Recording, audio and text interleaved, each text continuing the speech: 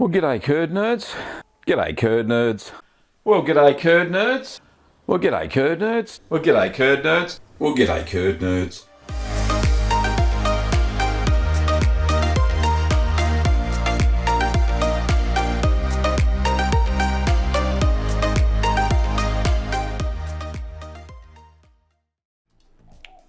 Oh, well, what's going on? Goodness me. G'day curd nerds, welcome back. I'm your host, Gavin Weber, and thank you so much for joining me. This is episode 333.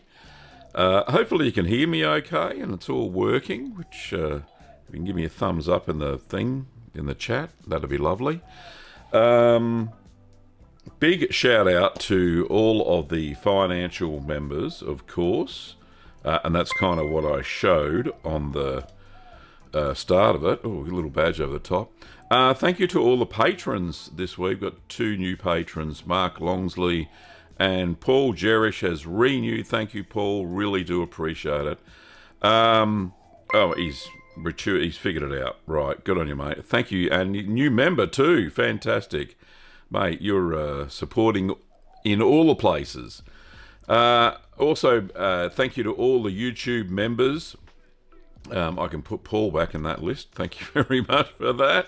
And thank you to everybody who has supported the show financially. We've got the Curd Nerd light going off, which is absolutely fantastic. Thank you to...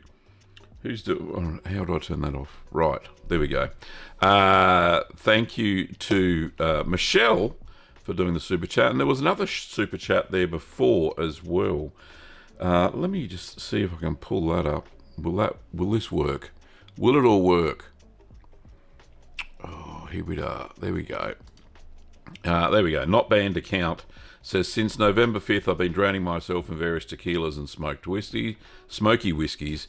Which cheese pairs best with each? Please help, curd nerds. I replied back that a strong cheddar would work with the smoky whiskies. And I think Becky came back and said that a queso fresco, which is quite salty, would work with the tequila. So, and thank you very much for the $5 US not banned account. Really appreciate it. And we just had another super chat, which is really good. Thank you to Michelle. Says, hi, what's a plain Alpine cheese I could try making? My mead isn't ready yet. Okay, so... let me think. So I used Gruyere as the base for the Alpine style cheese. Seems to work quite well. I used that for not only the Alpine Blossom. I think I used something very similar for the mead washed Appenzeller. Appenzeller is also an Alpine style cheese. Michelle, and that works very well, so hopefully that helps. And let me just do the Curd Nerd light again, just to say thank you for that $5 US super chat. There we go. Now, I'm not sure if you can see in the chat, this is a new feature on YouTube. I've set a goal. I don't quite know how to show it, but the goal is that I put up, and it ends in 31 minutes, that if we get 5 super chats during the stream, I'll stream again on Friday night with the next episode of the United Nations cheeses. I will push myself to do that. So thank you so much for the 2 that we got out of the 5 already. So if you're inclined to watch that show on Friday, then I will run it if we get 3 more super chats. Also, big shout out to Paul. Thank you so much for becoming a mature member. So you got your icon back. Very cool. Thanks, mate. Really appreciate it. Okay, let's see. Shauna has a question already. Is that a new chair? Yes. Yes, it is a new chair. It's been a new chair for the last probably 5 or 6 streams. But yeah, it is new because what it is... I don't know if I can show this. Will it reach? It has a little controller And as you can see, I don't know, is it in focus? It's got a heat mode. And it vibrates. It's got 4 vibrating pads, including the bottom. And you plug it in. I don't have it plugged in at the moment because my back doesn't hurt at the moment. You plug it in via USB into the computer, into one of the USB 3 ports, and it vibrates and heats my back. Which is absolutely fantastic. So thanks for picking that up, Shauna. Next question is from Face Meat. Goodness me. When you run out of every other style to make, will you finally make casu marzu?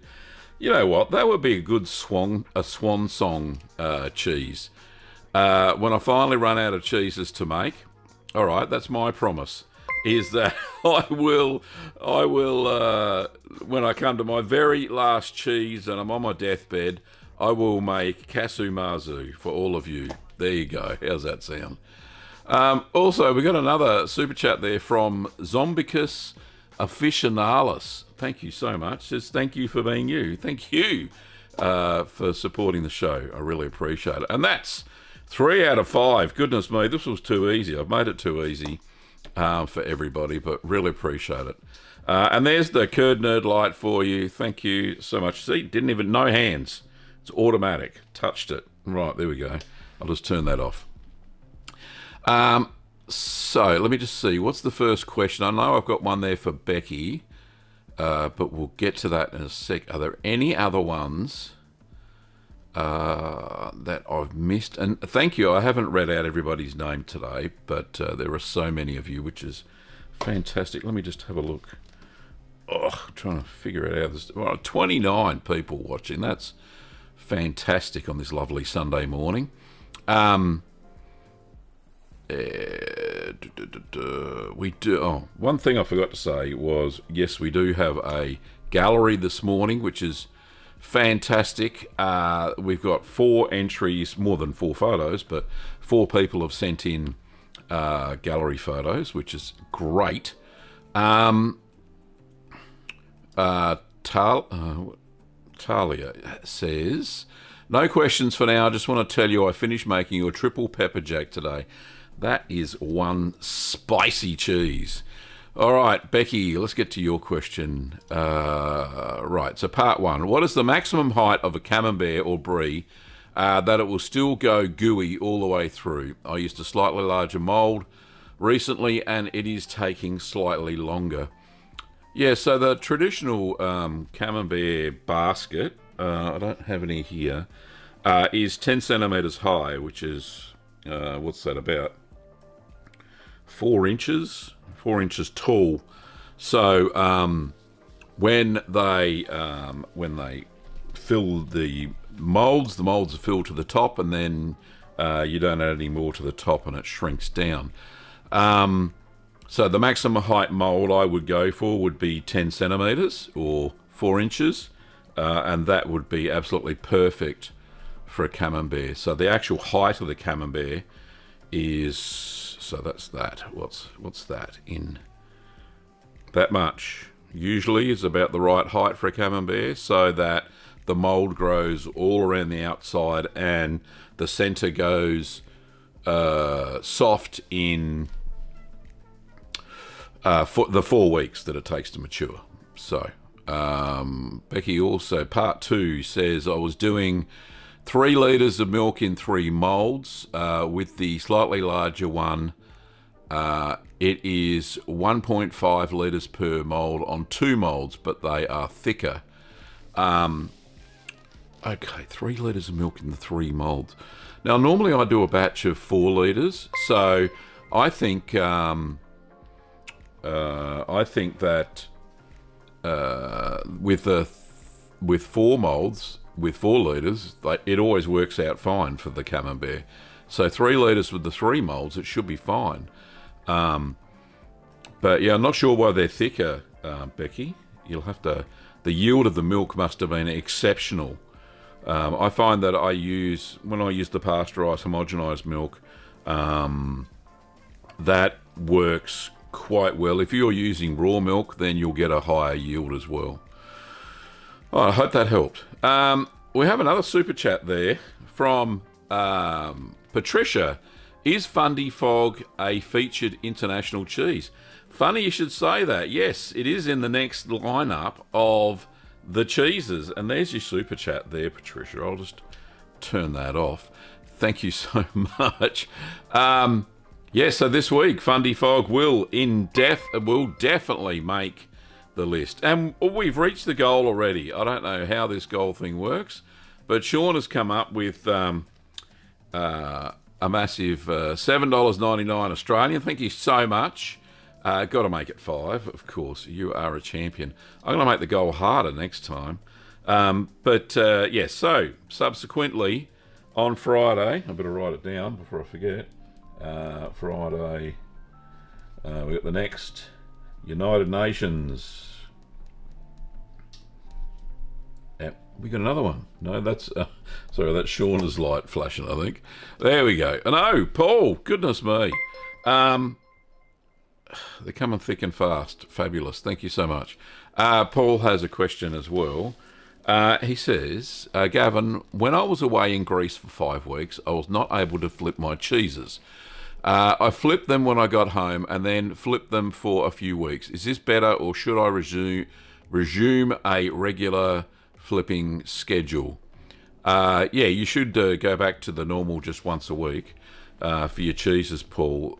The reason we flip cheeses, and it's fairly obvious if you haven't done it for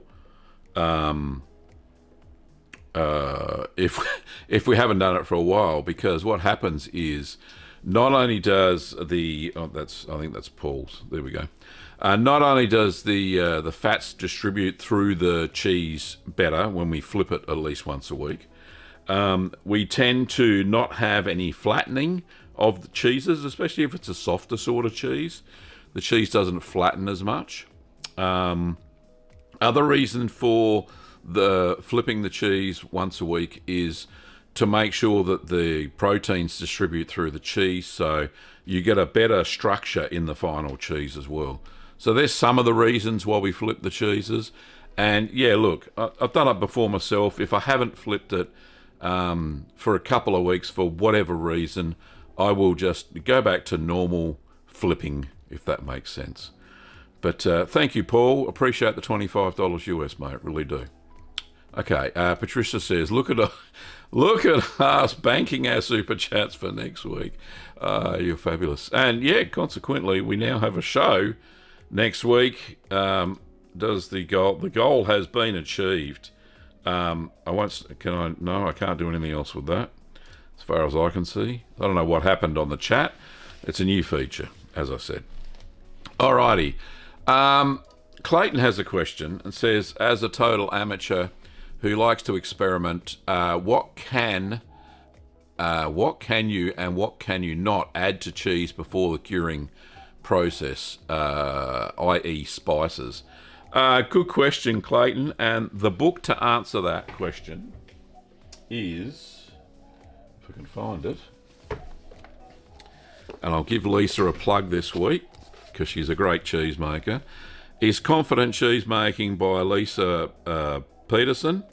Now, Lisa's written a book, and she's recently released a couple of videos on her channel, Cheese 52, and she really dove into the bookmaking process, cheese making process and books, and she talks about additives in her book. It's chapter 10, which is called Incorporating Additives into Cheese. And on her additives page, so you're going to have to buy a book. I don't know if she's got an ebook version. I'm not sure. I definitely know she's got a physical version. She has a table that goes over about 3 or 4 pages in the book on additives, and it tells you how to add the additive to the cheese and when to add it. So I'll give you some examples, just 1 or 2. I'm sure she won't mind me just reading out 1 or 2 of these. With fresh herbs, So fresh herbs, chop and mix the herbs just before milling to treat the herbs before you add them in to get rid of any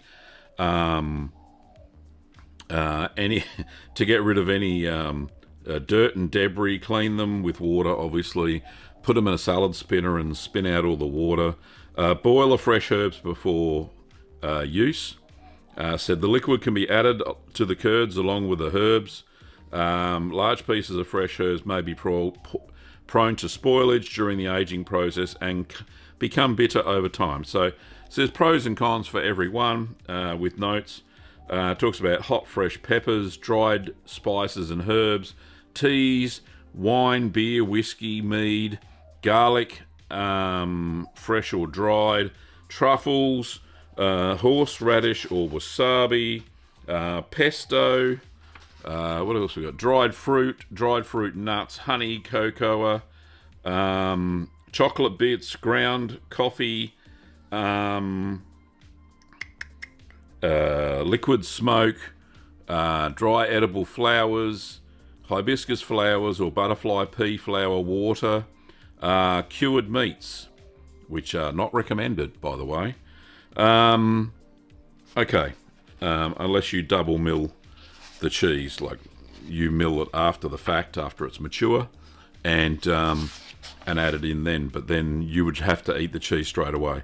Anyway, and the good thing about Lisa's book is that she's got references in every chapter. So I don't know if you can see that. There's a references page down here where my fingers are. So she cites references from reliable sources for everything she's done. So there we go. So that's Lisa's book, Confident Cheese Making. I'm pretty sure that if you go down to my Amazon store link, you can pick it up. There we go. So yeah, it is a great book called Confident Cheese Making. Anyway, let's just remove that question. Clayton says, what an answer. Thank you. I'll look to purchase Lisa's book. Yeah, it is really good. It's a good, it's kind of like for intermediate.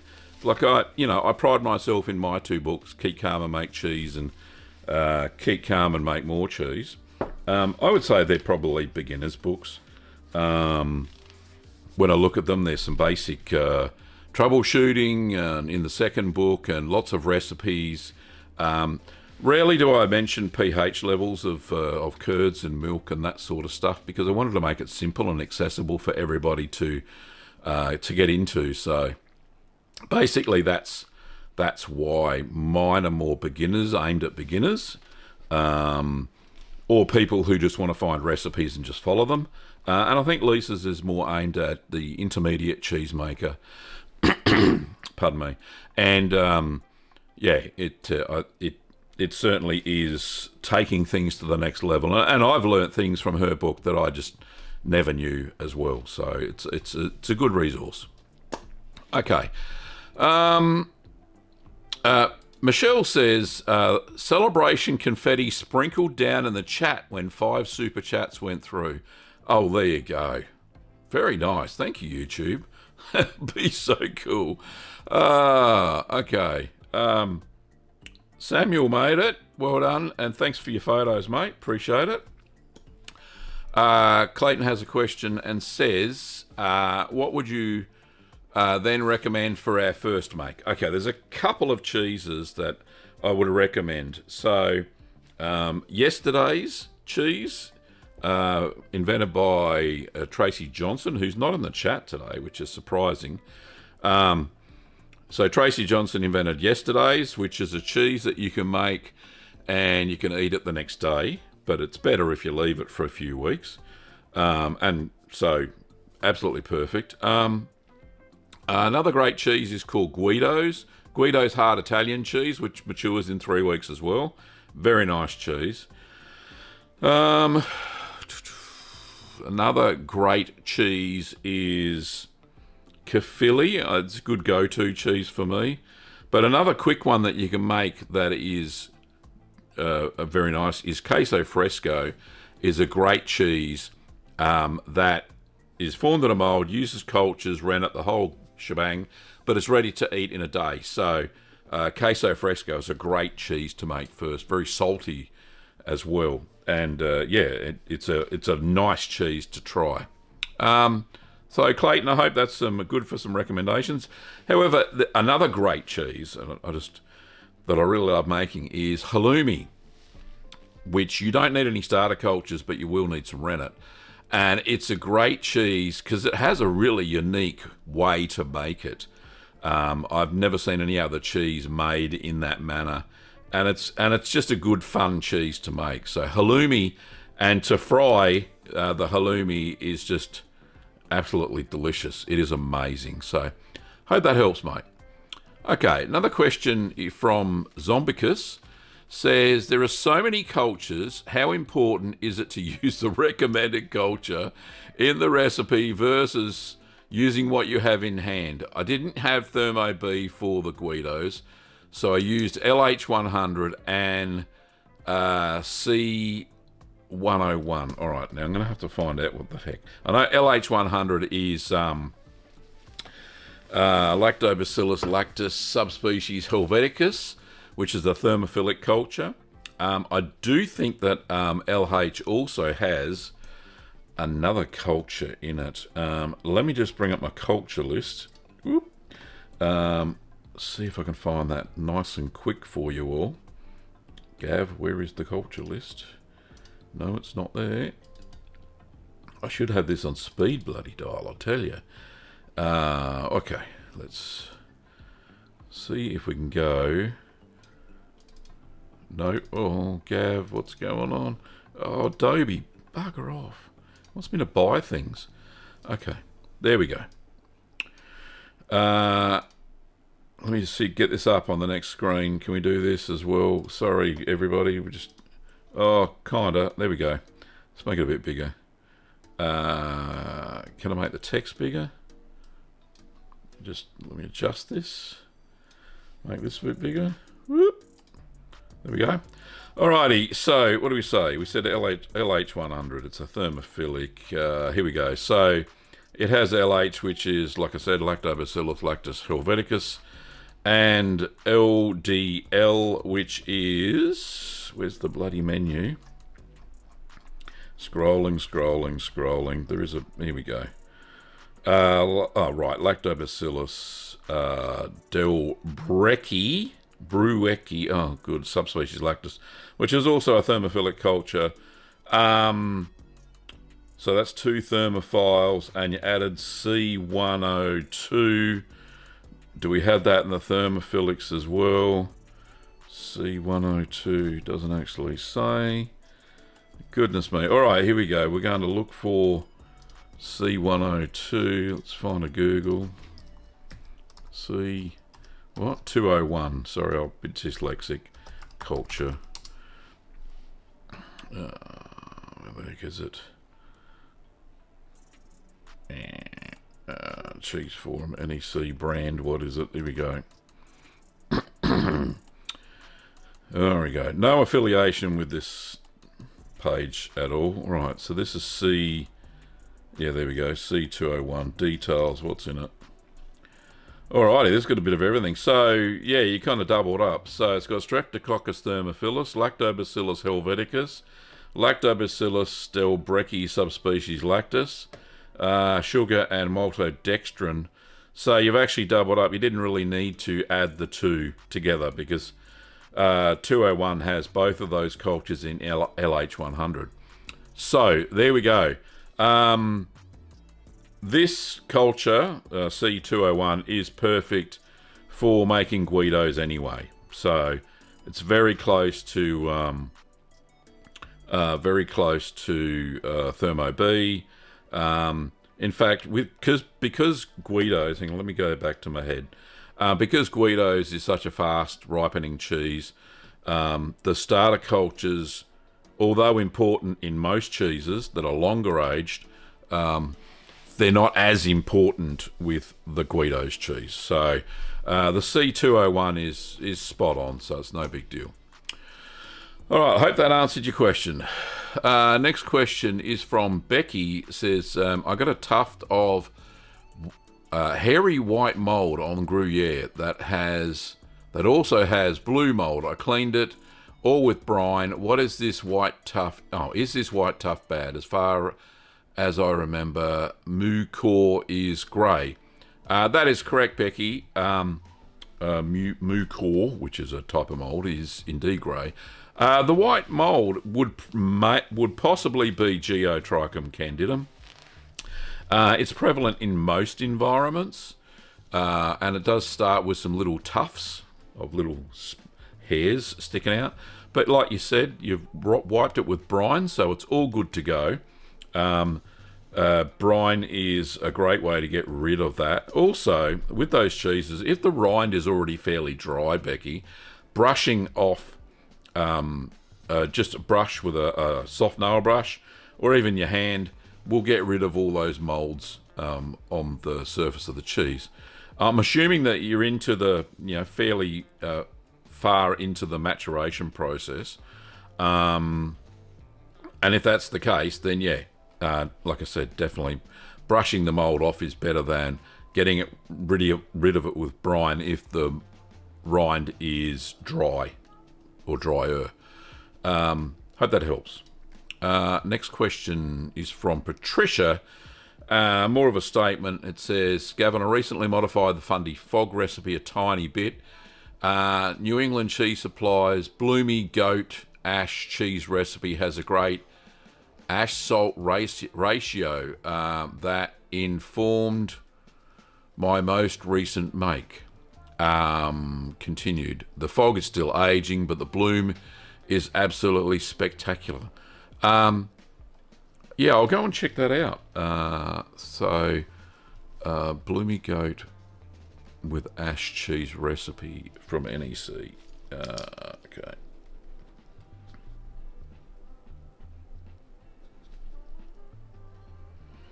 I'll check it out. See if it's based on my Bloomy Goat blue. That would be interesting, wouldn't it? Anyway, thank you, Patricia. Alice says, any recommendations for a vegetarian rennet replacement? So, Alice, is that a replacement for animal rennet? Chime in. It's a little bit vague. I do have vegetarian rennet replacements. I use vegetarian rennet exclusively in all my cheeses, and I've never had any issues with them whatsoever. Not saying that animal rennet doesn't have its place. For some cheeses, it's absolutely the must use, but I've never found that to be the case. I'm not an artisan cheesemaker. I'm just a home cheesemaker and has a bit of experience under my belt and like to make videos for everybody. But yeah, let me know, Alice, in the chat, whether referring to you want a vegetarian rennet, and I have lots of those in the store, and I can show you the store page.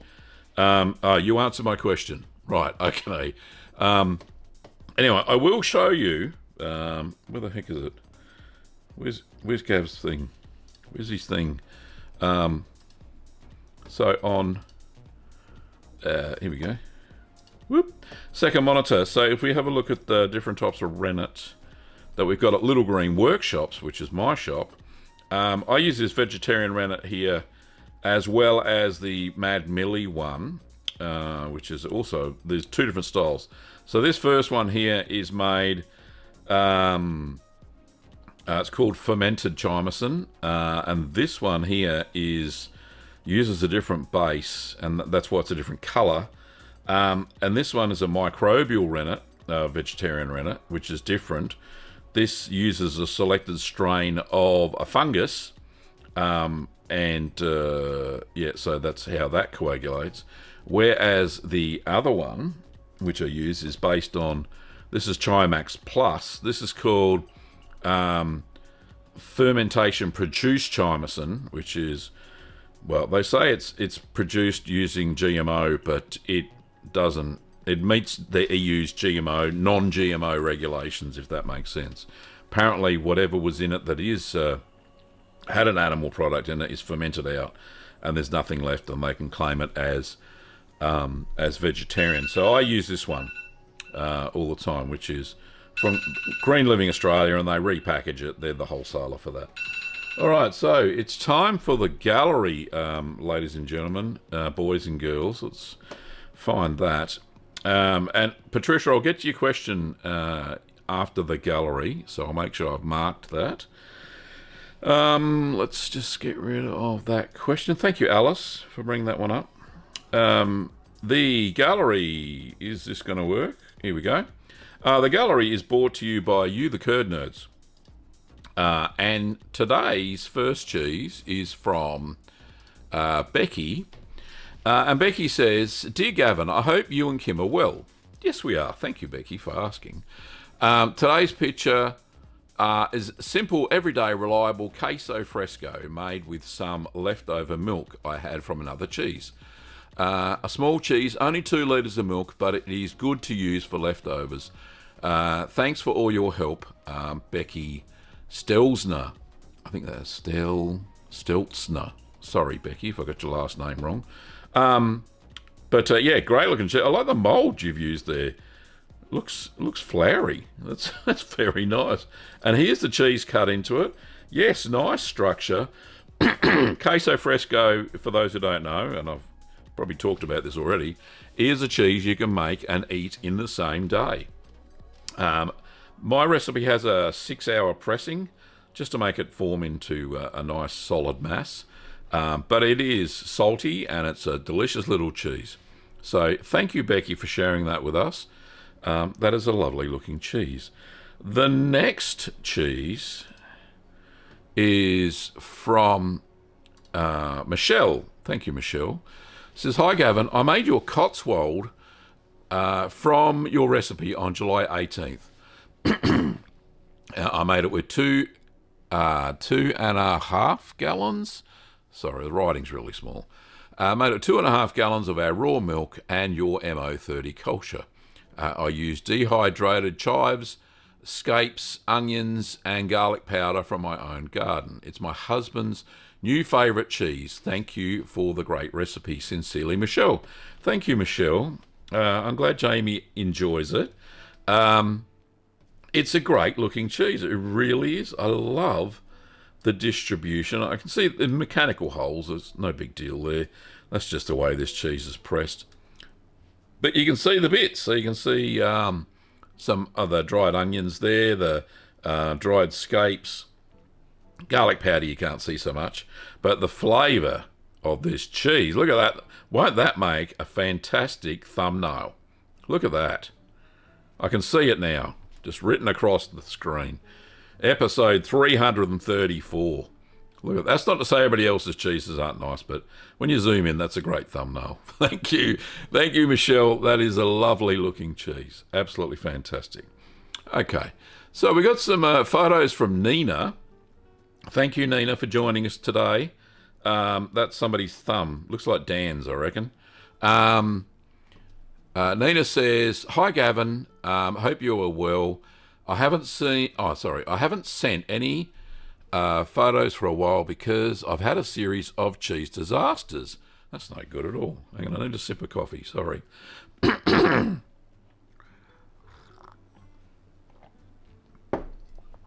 Okay. It says there, I made 3 farmhouse blue cheeses and Campenzolas and all failed. See the first photos. Each one just swelled up after a few days and started weeping whey. That is no good. I can actually see the whey pooling to the bottom. That one's swelling up. That one's doing the same. And they're kind of like puffing up a little bit as well. That's no good. That's early blowing, which can be... There's a few things it can be. It could be contaminated milk, but if you're not using raw milk, very hard. It's not contaminated, very hard. But then you go on to say, which intrigues me really, it says, I couldn't work out what was going on because I followed the same recipes that I've used many times with success. The farmhouse blue recipe was your video and I followed it to the letter. Then I realised the rennet I used was cloudy. See the photo. Yes, it is. and I can see that it's Epicurean brand from Country Brewer. I'm not sure what style of rennet they use. Says then I decided to purchase a new bottle of rennet, even though mine says it's still within the best before date. I then subsequently made Appenzeller, Gruyere and Camembert. See the photos, and they all worked just fine. Appenzeller at week 3, not swelling. Very nice. Gruyere, week 1, not swelling. And Camembert with some blue and some fuzzy white. Absolutely fantastic. Do you think the rennet could have done this? The Mad Millie rennet I bought from you seems to work great, so I can't think of any other reason for the run of disasters. Cheers, Nina. Thank you, Nina, for sending that in. Yes, indeed. So the rennet could have been contaminated by the sounds of it, and I've never seen this before. I've never experienced it personally, and I haven't seen it in other cheesemakers. So if that's the only thing you've changed, if you haven't changed the milk that you've been sourcing, if you haven't changed anything else in your process, which it doesn't seem you have, then it seems that the rennet is the culprit. And from experience, I don't know where you bought it from, because there's so many stores that stock this brand. A lot of these stores don't realise that you have to keep rennet in the fridge to keep it viable. The seal could have been broken on the bottle is another thing. So yeah, there could have been contamination in the rennet. So like I said, if you can narrow it down to that's the only thing you changed, then yeah, it's got to be that. But yeah, thanks for that, Becky. Not Becky, Nina. I really do appreciate you sending in those photos. Last but not least, we have some photos and a poem from Saunders. Here we go. So this is from Saunders. Says, thanks, Gav. Here are some photos if you want to use them. Of course I do. I love using cheese photos. Thank you, Saunders, who actually comes up as Sam Bond in the chat, if you're wondering. Saunders says, Shropshire Blue, which is getting quite mouldy and smelling kind of funky at the moment. Yes, they do. They do smell funky, these blue cheeses. They're lovely. Saw the one you did, so I pressed mine lightly rather than doing the 5-day flipping thing. I'll pierce it at the end of the month and then go back into the cheese cave for another 3 months. I also did a double Gloucester Cotswold. Hang on. There we go.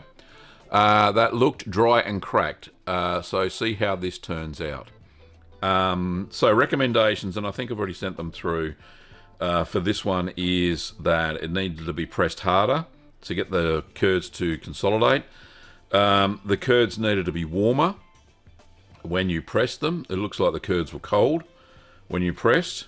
Another recommendation for this one is you may have stirred the curds a little bit too long. So cook the curds too long, and they've gone a little bit rubbery and wouldn't consolidate. But I think a nice firm pressing probably would have fixed this one. But you have vacuum packed it, because I look in the cheese fridge, and there it is up there. Hopefully you can see that on my pointer. Can we zoom in? Whoop. There it is. There's the, that looks like, I can't read the writing. Kind of looks like it anyway. Maybe not. I'm just looking. But a full cheese fridge. You know, happiness for a home cheesemaker is a full cheese fridge. You know what? I think that could be a T-shirt. I've got to write that down. Happiness is a full cheese fridge. That's so cool. I don't know. You let me know. If you don't think it's cool, we'll go from there. But yeah, thank you, Saunders. That is great. Now, he also says, thanks, Gavin. For a laugh, I asked X's AI Grok to write a poem about you. Here is what it came up with. Not bad. Let's go to the big screen. That was all the gallery, by the way, and thank you for that. I will show you how to access the gallery. Hang on, let me do that before we do the poem. How do we do it? Where is my cheese channel? Gav. Here we go. So if you want to send me photos, you can do so. So all you have to do is go to the channel page, either on mobile or normal, and we go to this bit that says here, do you want to become a curd nerd? We click on more, and this pops up. Okay, and then see it says here, view email address. That's the email address that you can send your curd nerd photos for the gallery at 30 minutes past the hour on any Ask the Cheeseman. I put the gallery together on a Saturday night, and I reply back to every submission saying which show your gallery photos are going to be in. So that helps you come to the stream and see your own photos. But yeah, so that's the email address there. I'll do it again. It's here just in this bit, and it says, even where it says merch.cheeseman.t, see more links. Anywhere you click there, you'll get this. So you'll get the links to all my goodies, the merch store, the newsletter that I send out every Wednesday, our store, my Patreon page, and the email address. And holy, 34 million views. That's amazing. 882 videos. There we go. That'll do. That's nice. All right. So back to me again. Yeah. So that is good. Now, what we're doing? A poem. We're doing a poem. Hang on. Let me bring it up. Can I do my best poet's voice? Here we go. Says, in the land of Australia where the kangaroos leap, lives Gavin Webber, whose secrets he'll keep. A master of dairy, a curd nerd for sure, his passion for cheese you just can't ignore. With milk and with cultures he crafts with great care, his kitchen becomes a cheese-making lair. From cheddar to Camembert, each night's a delight, he teaches the world his methods just right. Oh, Gavin the Cheeseman, a legend we cheer, his videos teach, his passion sincere. In every curd nerd and every curd's journey, from milk to the plate, Australia's proud to have such a mate. I like that. It's great. I might have to do a short video on that. Anyway, that's the poem. Yeah, I might put that on. I don't know. How do you do this? That's very cool. Thank you so much, Saunders, aka Sam Bond. Nice poem. Very nice indeed. Okay, and thank you for your photo, and send them in. Send them in. Nick, right, we're talking about the T-shirt. Here we go. Nicholas says, that's a great idea for a T-shirt. Happiness is indeed a full cheese fridge. I'll buy a sweatshirt with that on. Nice. The poem, Nicola, thank you. That's a great poem. Good poem. Oh, Gavin the Cheeseman. That can be the title of the poem, I think. That's nice. Very nice. That is a pretty good AI-generated poem. So, I don't know who the machine came up with it. All right, now, we do have some more questions. Let me go. Mari says, very unrelated question to cheese, but are you okay with any art? I've recently found your channel and think you're a super cool person. I would love to know if I could draw you. Sure. I don't mind. I've actually had other people submit art via email, which is very flattering. No nudes, of course. This is a family-friendly channel. So you'd have to use your imagination for that. That's for sure.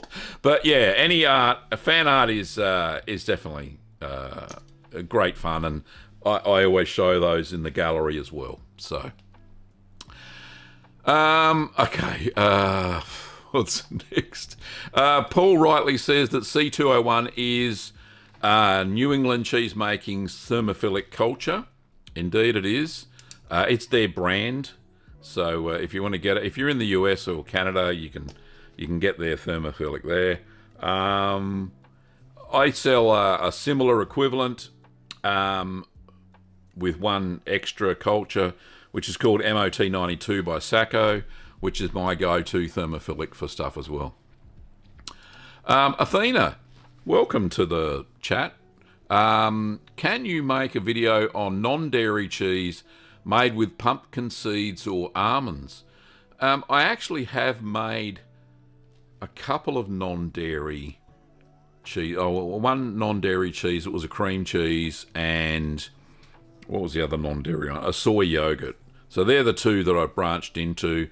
My passion's not really for non-dairy cheeses. There are lots of other channels that do vegan-style cheeses. So unfortunately, I'm not going to go down the non-dairy track. There's too many dairy-style cheeses, which I'm fairly proficient in, that I'll be making. So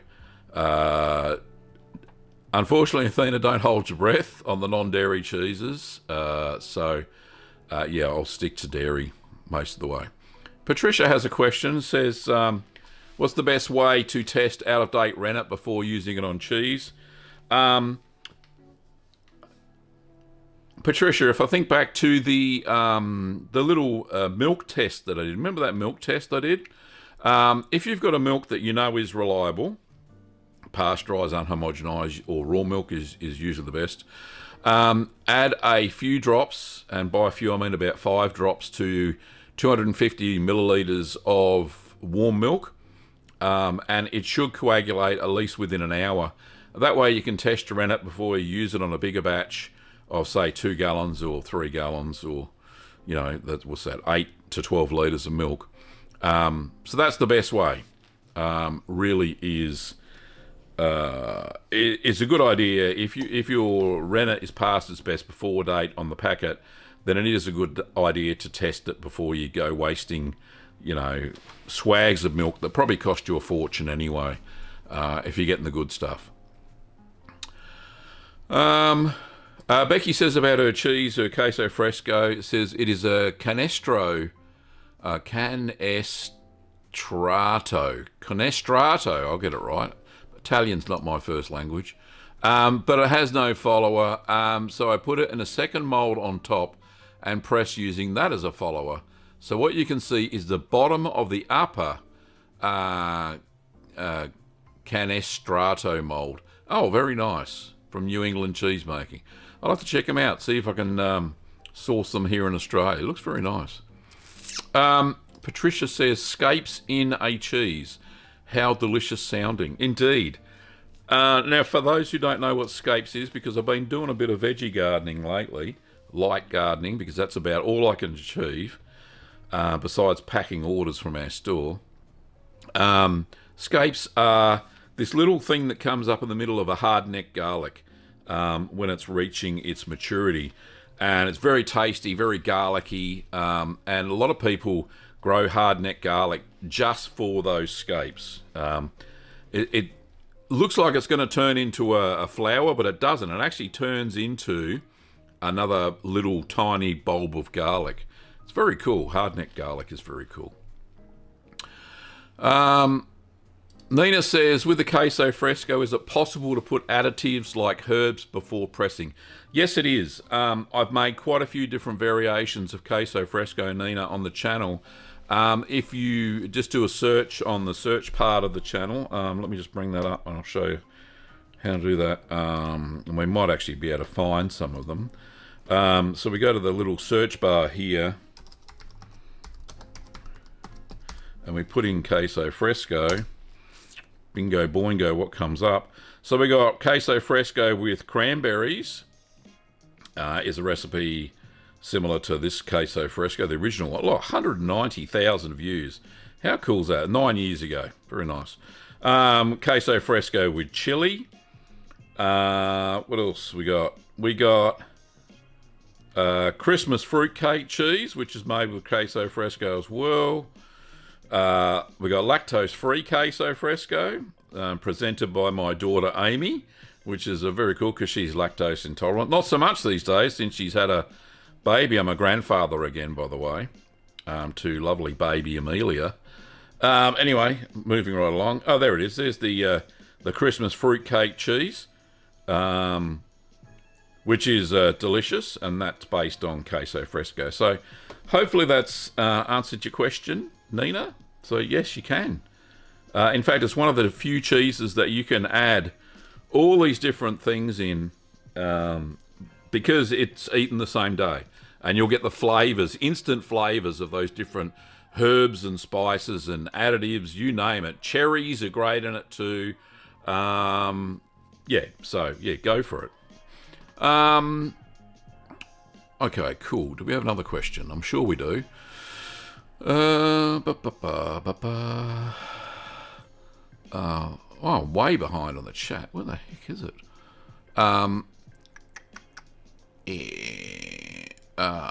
Becky says, yep, Gav puts fruit in it. Nice. Baby Boomer Dad says, hi there, Gavin, mate. Best greetings from South Africa. God bless you and the missus. Oh, okay. Very nice. Thank you so much. Really appreciate it. And Becky says, makes 3 Saffies in the stream today from South Africa. Must be a time zone thing that's going on with this daylight savings going back. So, seems to work all right. Good on you. Thanks. Welcome all the South Africans. Nina says, yep, I used everything else the same. Same pasteurised milk. The rennet was from the country brewer. There you go. Okay. Moving on. Great poem. What else we got? That was great from Michelle. Okay. Congratulations, Grandpa. Again, yes. Yes, Holly. I am a grandpa. How many grandchildren I got now? I got Emily, Archer, and Amelia. They're the 3 so far. Anyway, there may be more on the way. I don't know. But yeah, 2 of them live in Germany and 1 lives in up the road, Northern Victoria. So, yeah. Katerina says, congrats, Gav. I'm hanging out for a granddaughter. I only have grandsons. Yeah, they're super cute. Well, all the kids are. All the kids. And hopefully they'll be great consumers of cheese or cheese makers. We'll see. Or veggie gardeners, whichever way. Now, there's a little bit of an announcement. We're nearly finished the show. A little bit of an announcement. Due to the back injury, as you know, I haven't been producing a lot of cheesy content. And it's coming up to, apparently, the best time to make content in the year because advertisers like to advertise and all that sort of stuff. But what I will be doing is more live streams seem to be easy enough when I'm feeling fairly okay. So, like I said, I've promised to make a live stream on Friday, International United Nations of Cheese. So we'll be doing international cheeses again. And yes, Patricia, Fundy Fog will be making an appearance. So live streams are a lot easier on the back than standing up for hours on end making cheese. As you know, it's a fairly physical sort of process. And as you can see from even looking at, say, was it last week's video, the silver wattle, the amount of work that goes into making cheese on an industrial level is also very, very physical. So, what I have been doing lately, and I produced one not so long ago, was a gardening video over on the Gavin and Kim channel. For those who want the link to the Gavin and Kim channel, let me just find it here. Gavin and Kim, where are you? Which is our, it's kind of like well, it's not a vlog channel, it's Gavin and Kim's channel. I'll just find the link for you and I'll pop that into the chat. So if you haven't already subscribed over there, we'd love to have you. I get on there often and we do have lots of, what's going on around the house, funny things that happen. The doggos have their own channel, Hamish and Bonnie. But yeah, I recently did a strawberry tower, so I'm going to be doing more gardening videos. They're quite easy to make physically, is what I'm saying. And I have been revamping our veggie patch from a very low garden beds up to very high garden beds, which also help with the back. In fact, I do about 20 minutes work in the garden, stop, sit down for about half an hour, then I can do another 20 minutes of work. So by using the motto that doing a little bit every day makes the garden grow, which is fantastic. So those who are interested in veggie patch garden, growing their own veggies and stuff like that, and fruit trees and the likes, then we can, hang on, you can see it, here we go. So the Gavin and Kim channel, I've called it, well, there she is, there's the lovely lady there. And yeah, so lots of gardening. I've been on TV, by the way, for my garden, if anybody wants to go and check that out as well, on Vasili's garden many years ago, about 8 years ago. So yeah, I do quite a few different videos, including, oh look, there's Bonnie and Hamish as well, as puppies. Very cool. The most popular video on the channel, which is weird as they always are, 702,000 views. This is our studio build. The very studio that I'm sitting in right now, how it was built. So if you're interested in that, my backyard oven, I got some electric car stuff on there as well, but mostly gardening. And Kim and I did a series about her cancer diagnosis. We did a five episode series. So if you want to know how she beat breast cancer, then yeah, that's a 5 series straight there. And lots of food gardening videos, as I've said as well. So good fun in the veggie patch lately. So Curd Nerd, that's all we've got time for this week. Thank you so much for watching. We will be streaming on Friday now, because we've reached our goal of 5 super chats. Thank you to everybody who did who gave a super chat. Very kind of you. I appreciate it. I'm going to make it a 10 out of 10 gold next time. That was too easy. But yeah, thanks everybody. I really do appreciate it. And as a sign of my appreciation, I'm going to drop down some memberships. Here we go, for free. If you haven't, not already a member of the channel, you can pick those up now. And as Patricia has rightly said, Monday, November 11th, is Remembrance Day in Canada. It is here too in Australia, which is the end of the First World War. We remember our veterans. It says, thank a veteran like Gavin, and remember those who made a supreme sacrifice for us, lest we forget, and stay fresh, cheese bags. Indeed. Thank you, Patricia. I really appreciate it. And thanks to everybody who's picked up the free membership there. You'll enjoy early access to any of the video tutorials. Now, one thing I forgot to mention was that, yeah, I'm doing a presentation to the Veterans Community Business Chamber, which I'm a member of. Seeing we're talking about Remembrance Day there. I'm giving a presentation on building your business with YouTube.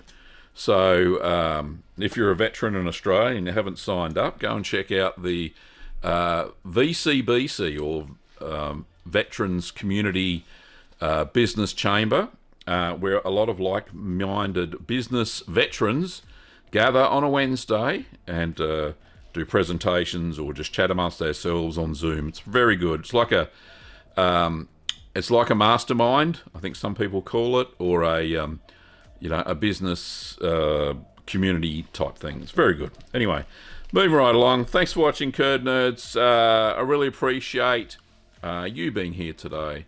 And stay fresh, cheese bags. See you later. See you on Friday. Bye-bye.